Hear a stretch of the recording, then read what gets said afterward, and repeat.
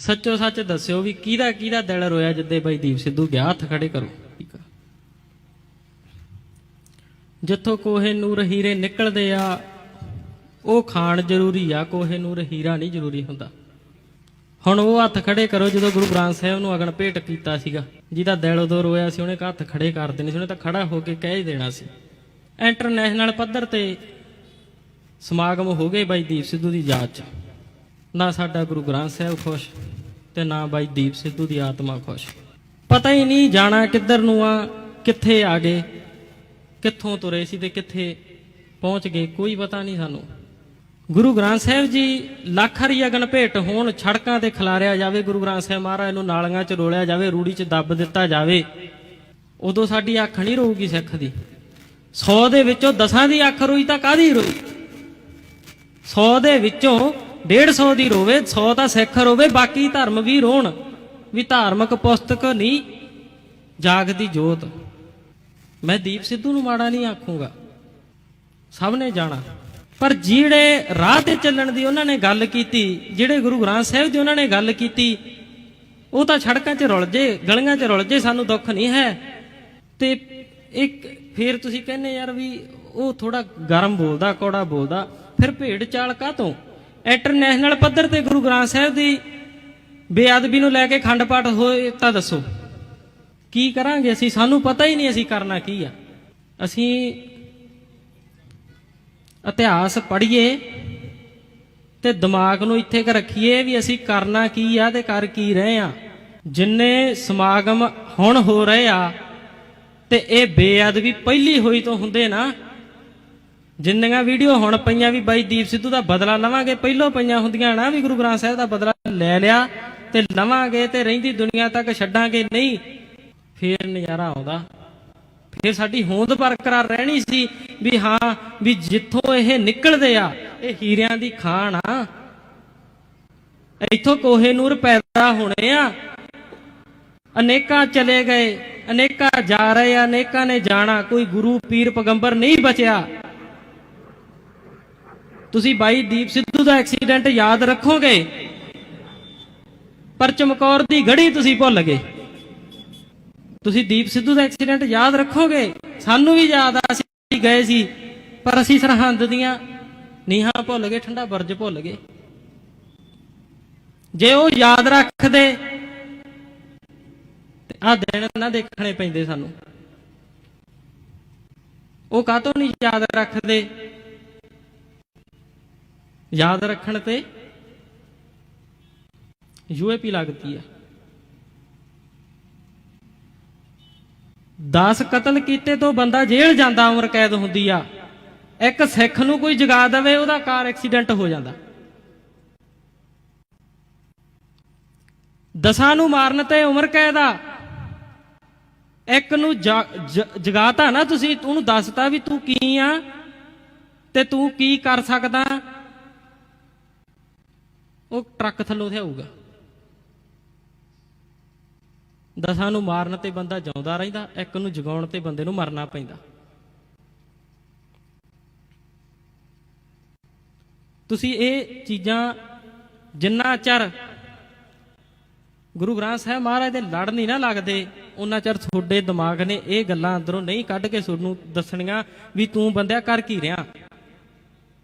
ਉੱਥੇ ਸਮਾਗਮ ਹੋ ਗਿਆ, ਯਾਰ ਇਹਨਾਂ ਨੇ ਵੀ ਕੀਤਾ, ਆਪਾਂ ਨੂੰ ਲੋਕ ਕੀ ਕਹਿਣਗੇ, ਆਪਾਂ ਵੀ ਕਰਾਈਏ। ਤੇ ਸਾਡੇ ਮਨ ਚ ਕਦੋਂ ਆਊਗਾ ਯਾਰ ਵੀ ਗੁਰੂ ਗ੍ਰੰਥ ਸਾਹਿਬ ਦੀ ਬੇਅਦਬੀ ਨੂੰ ਲੈ ਕੇ ਉਹ ਜੇਲ੍ਹ 'ਚ ਬੈਠੇ ਆ, ਤੇ ਆਪਾਂ ਜੇਲ੍ਹ 'ਚ ਕਦੋਂ ਜਾਵਾਂਗੇ? ਆਪਾਂ ਤਾਂ ਉਦੋਂ ਹੀ ਜਾਵਾਂਗੇ ਨਾ ਜਦੋਂ ਆਪਦੇ ਧਰਮ ਦੀ ਹੋਂਦ ਲਈ ਲੜਾਂਗੇ। ਤੁਸੀਂ ਫੋਟੋਆਂ ਤਾਂ ਸਾਰਿਆਂ ਨੇ ਪਾ ਦਿੱਤੀਆਂ, ਬਾਈ ਦੀਪ ਸਿੱਧੂ ਦੇ ਭੋਗ ਤੇ 5 ਲੱਖ ਦਾ ਇਕੱਠ ਹੋਇਆ ਤੇ ਨਾਲ ਫੋਟੋ ਜੋੜਤੀ ਭਾਈ ਜੁਗਰਾਜ ਸਿੰਘ ਤੂਫਾਨ ਦੀ ਵੀ ਉਹਦੇ ਭੋਗ ਤੋਂ ਬਾਅਦ ਬਈ ਹੁਣ ਇਕੱਠ ਹੋਇਆ। ਤੇ ਮੈਨੂੰ ਹੱਥ ਖੜਾ ਕਰਕੇ ਦੱਸੋ ਕਿ ਬੈਠੇ ਤਾਂ ਸਾਰੇ ਸਿੱਖ ਹੀ ਆ, ਭਾਈ ਜੁਗਰਾਜ ਸਿੰਘ ਤੂਫਾਨ ਸੀ ਕੌਣ? ਤੇ ਜਦੋਂ ਉਹਦੀ ਗੱਲ ਕਰੋਗੇ UAP ਲੱਗੂਗੀ। ਫੇਰ ਸ਼ਹੀਦਾਂ ਦੀ ਗੱਲ ਨਾ ਕਰਿਆ ਕਰੋ, ਲੱਤਾਂ ਭਾਰ ਨਹੀਂ ਝੱਲਦੀਆਂ। ਲੰਗਰ ਲਾ ਦੋਗੇ ਤੁਸੀਂ, ਗਰਾਈ ਕਰ ਲਾਂਗੇ ਅਸੀਂ, ਲੰਗਰ ਲਾ ਦਾਂਗੇ, ਕਹਿਣਾ ਕਿਸੇ ਨੇ ਕੱਖ ਨਹੀਂ, ਪਰ ਲੰਗਰ ਦੀ ਹੋਂਦ ਨੂੰ ਬਰਕਰਾਰ ਰੱਖਣ ਲਈ ਸਾਨੂੰ ਹਿੱਕਾਂ 'ਚ ਗੋਲੀਆਂ ਖਾਣੀਆਂ ਪੈਣੀਆਂ, ਪਰ ਉਹ ਕਿਸੇ ਨੇ ਖਾਣੀਆਂ ਨਹੀਂ। ਹੁਣ ਕਹਿੰਦਾ ਅਸੀਂ ਤਾਂ ਲੰਗਰ ਲਾਉਣ ਵਾਲੇ ਆ ਜੀ, ਤੇ ਲੰਗਰਾਂ ਦੀ ਪਰੰਪਰਾ ਨੂੰ ਬਚਾਊ ਕੌਣ?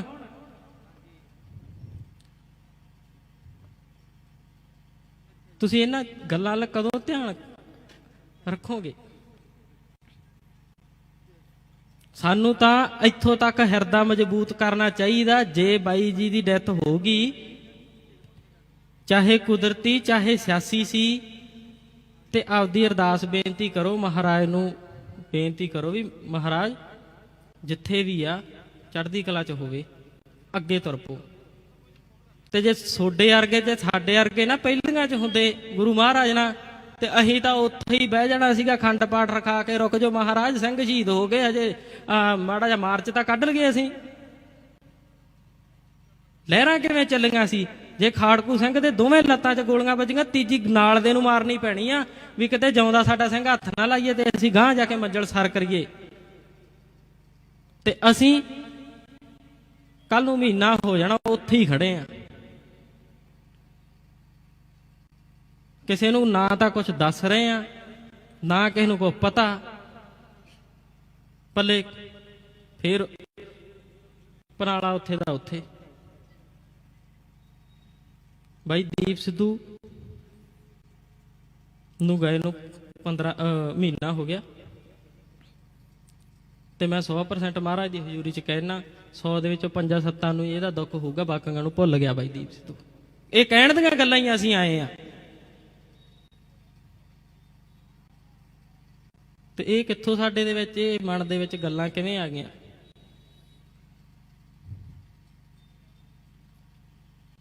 ਬਹੁਤ ਔਖਾ, ਆਪਣਾ ਖਤਮ ਹੋ ਗਏ।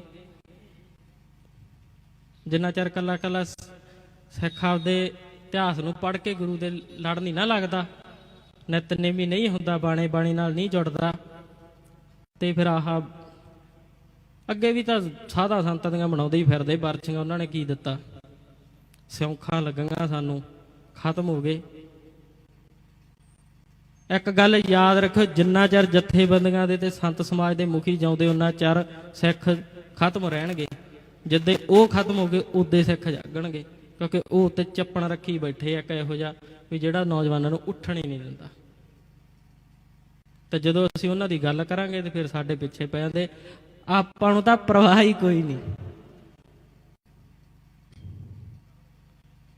ਆਪਾਂ ਤਾਂ ਹਰੇਕ ਨੂੰ ਪਤਾ ਵੀ ਕਿਵੇਂ ਮਿਲਣਾ ਸਾਨੂੰ ਚੰਗੀ ਤਰ੍ਹਾਂ ਹੀ। ਤਾਂ ਸਾਡੇ ਕੋਲ ਤਾਂ ਹਰੇਕ ਰੋਗ ਦੀ ਦਵਾਈ ਆ।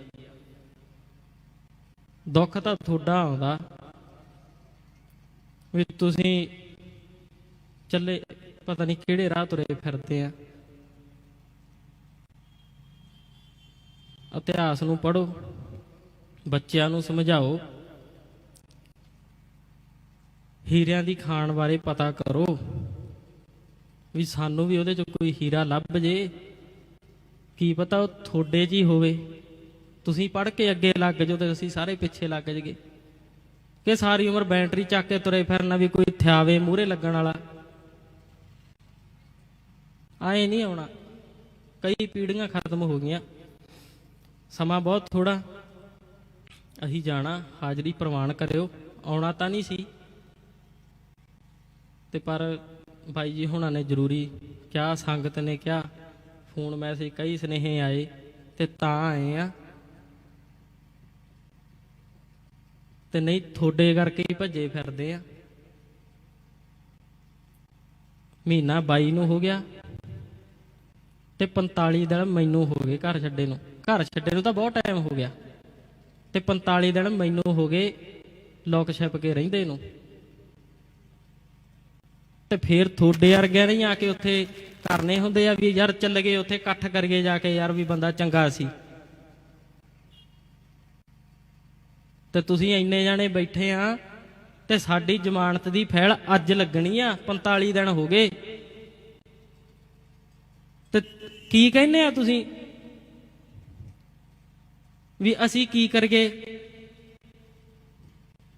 ਜੇ ਸੈਂਟਰ ਸਟੇਟ ਇਹ ਗੱਲ ਕਹਿੰਦਾ ਵੀ ਇਹ ਖਤਮ ਹੋ ਗਏ ਪੱਗਾਂ ਵਾਲੇ, ਤੇ ਉੱਥੇ ਜਾ ਕੇ ਉਹਨਾਂ ਨੂੰ ਦੱਸਣਾ ਵੀ ਅਸੀਂ ਜਿਉਂਦੇ ਆ, ਤੇ ਤੁਹਾਡੀ ਹੋਂਦ ਦੱਸ ਕੇ ਆਂਦੀ ਸੀ 45 ਦਿਨ ਹੋ ਗਏ ਵੀ ਸਿੱਖ ਜਿਉਂਦੇ ਆ ਭਾਈ, ਵਹਿਮ ਨਾ ਰੱਖਿਓ। ਤੇ ਉਹਦੇ ਵਾਹ ਵਾਹ ਤਾਂ ਸਾਰਿਆਂ ਨੇ ਕੀਤੀ, ਬੜਾ ਨਜ਼ਾਰਾ ਆ ਗਿਆ, ਸਿਰਾ ਕਰਿਆ ਆ, ਉਹ ਹੋ ਗਿਆ, ਉਹ ਹੋ ਗਿਆ। ਤੇ ਉਦੋਂ ਬਾਅਦ ਮੈਂ ਕਿੱਥੇ ਗਿਆ ਪਤਾ ਤੁਹਾਨੂੰ? ਤੇ ਜੇ ਕੋਈ ਗੱਲਬਾਤ ਹੋ ਗਈ, ਯਾਰ ਬਹੁਤ ਵਧੀਆ ਬੰਦਾ ਸੀ, ਹਰੇਕ ਨਾਲ ਖੜਦਾ ਸੀ, ਦਿੱਲੀ ਵੀ ਗਿਆ ਸਾਡੇ ਸਿੱਖਾਂ ਦੀ ਕੁੜੀ ਪਿੱਛੇ, ਦਿੱਲੀ ਗਿਆ ਸੀ, ਉਹ ਚੰਗਾ ਸੀਗਾ। ਤੇ ਫਿਰ ਬਾਅਦ ਚ ਸਾਂਭਿਆ ਨਾ ਤੁਸੀਂ। ਇਸ ਕਰਕੇ ਨਹੀਂ ਬਾਈ ਦੀਪ ਸਿੱਧੂ ਖੁਸ਼ ਹੋਣਾ, ਕਿਉਂਕਿ ਸਾਨੂੰ ਇਹ ਚੀਜ਼ ਦੀ ਖੁਸ਼ੀ ਹੈ ਹੀ ਨਹੀਂ। ਬਾਅਦ ਚ ਸਾਡਾ ਭਾਵੇਂ ਸਾਰਾ ਮਹਿਰੋ ਪਿੰਡ ਮੋਗਾ ਜ਼ਿਲ੍ਹਾ ਜਾਮ ਕਰਦੇ ਤੁਸੀਂ ਇਕੱਠ ਕਰਕੇ, ਮੈਂ ਖੁਸ਼ ਹੋ ਜੂ, ਤੁਹਾਡੇ ਤੇ ਕਿਤੇ ਹੋ ਹੀ ਨਹੀਂ ਸਕਦਾ। ਜਦੋਂ ਜਿਉਂਦਾ ਜੀ ਬੰਦਾ ਆਪਣੇ ਤੇ ਖੁਸ਼ ਨਹੀਂ ਸੀ ਬਾਈ ਜੀ, ਜਾ ਕੇ ਹੁਣ ਖੁਸ਼ ਕਿਵੇਂ ਹੋ ਜੂ ਬਾਈ? ਕਿਉਂਕਿ ਸਾਡੀ ਸੋਚ ਤੇ ਹੀ ਨਹੀਂ। ਤੁਸੀਂ ਯਾਰ ਮੇਰਾ ਛੱਡੋ, ਮੈਨੂੰ ਮਹਾਰਾਜ ਇੰਨੀ ਕੁ ਪਾਵਰ ਬਖਸ਼ੀ ਆ, ਮੈਂ ਆਪਦੇ ਆਪੇ ਨਿਬੇੜ ਲੂੰਗਾ। ਮੈਂ ਕੰਮ ਉਹੀ ਕਰਦਾ, ਮੈਂ ਗਰਾਊਂਡ 'ਚ ਉਸੇ 'ਚ ਹੀ ਉਤਰਦਾ ਜਿਹਦਾ ਮੈਨੂੰ ਰਾਹ ਪਤਾ ਵੀ ਇੱਥੋਂ ਨਿਕਲਣਾ ਕਿਵੇਂ ਆ। ਕਿਉਂਕਿ ਮੈਨੂੰ ਯਕੀਨ ਨਹੀਂ ਹੈਗਾ ਤੁਹਾਡੇ ਤੇ, ਕਿਸੇ ਤੇ ਯਕੀਨ ਨਹੀਂ। ਤੇ ਮੈਂ ਕਾਮਯਾਬ ਵੀ ਹਰੇਕ ਕਾਰਜ 'ਚ ਤਾਂ ਹੀ ਹੋ ਜਾਂਦਾ, ਮੈਂ ਕਿਸੇ ਤੇ ਆਸ ਨਹੀਂ ਰੱਖਦਾ। ਐਤਕੀ ਇੱਕ ਲੀਡਰ ਤੇ ਰੱਖੀ ਸੀ, ਪਰ ਕੋਈ ਨਾ, ਫੇਰ ਵੀ ਅਸੀਂ ਆਪਦੇ ਆਪ ਨੂੰ ਸਾਂਭ ਲਿਆ। ਸਾਂਭਣਾ ਤਾਂ ਸਾਨੂੰ ਮਹਾਰਾਜ ਨੇ, ਪਰ ਮਹਾਰਾਜ ਨੇ ਸਾਨੂੰ ਗੁਣ ਵੀ ਦਿੱਤਾ ਵੀ ਆਪਦਾ ਆਪ ਵੇਖ ਕੇ ਚੱਲਿਓ, ਕਿਸੇ ਤੇ ਆਸ ਨਾ ਰੱਖਿਓ। ਪਰਛਾਵੇਂ ਢਲ ਜਾਂਦੇ ਆ, ਸੂਰਜ ਢਲ ਗਿਆ, ਪਰਛਾਵਾਂ ਖਤਮ ਹੋ ਗਿਆ, ਬੰਦੇ ਦਾ ਕੀ ਯਕੀਨ ਕਰਨਾ?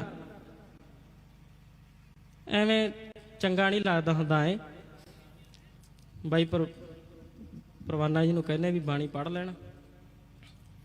ਵਾਹਿਗੁਰੂ ਜੀ ਕਾ ਖਾਲਸਾ, ਵਾਹਿਗੁਰੂ ਜੀ।